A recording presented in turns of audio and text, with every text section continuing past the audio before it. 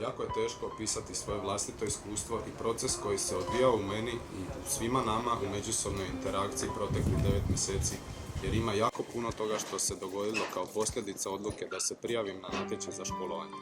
Unutar nastave u školi bilo je jednostavno i divno upoznati nove prijatelje, imati njihovu podršku, ljubav, ljubaznost i ostvariti nove razine komuniciranja i druženja. Iako škola s lakoćom ostvaruje pozitivnu atmosferu koja pogoduje učenju i napredovanju, u svakom trenutku postoji visok stupanj profesionalnosti u komunikaciji, u ophođenju i dostupnosti te kvaliteti materijala, te sadržaj visoke kvalitete koji jednostavno uključuje u nastavu.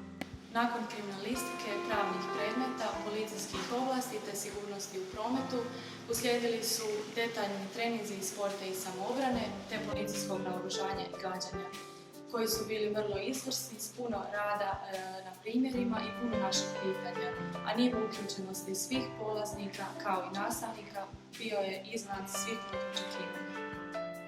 Osluškivala se naša koncentracija za vrijeme nastave i vješti su nastavnici prepoznali kada nam je bio potreban predah. U školi sam dobila znanje koje je nemjerljivo bilo kakvom diplomom ili potpisom. Dobila sam prijateljstva koje je teško opisati riječima. Međutim, želim da znaš na čemu sam sve zahvalna. Provodila sam vrijeme pripremajući važne lekcije, čak i kada sam bila iscrpljena do iznemoglosti.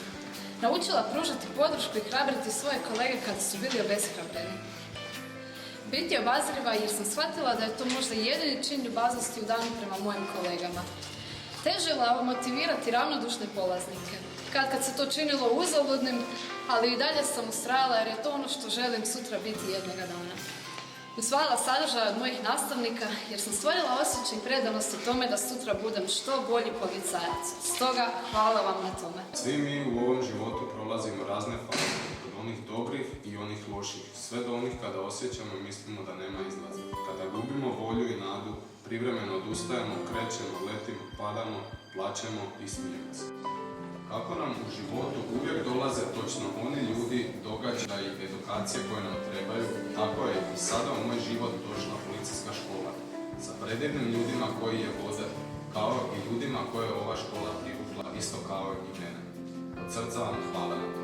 Sada na završetku mogu još reći da su sva moja očekivanja ispunjena, da sam dobio kvalitetno obrazovanje, osobe koje su me predavale su stručne i imaju puno iskustva te su uvijek voljne predati savjet po potrebi. Za organizacijom sam također zadovoljan jer se sve moglo dogovoriti, a tijekom školovanja sam upoznao divne ljude koji su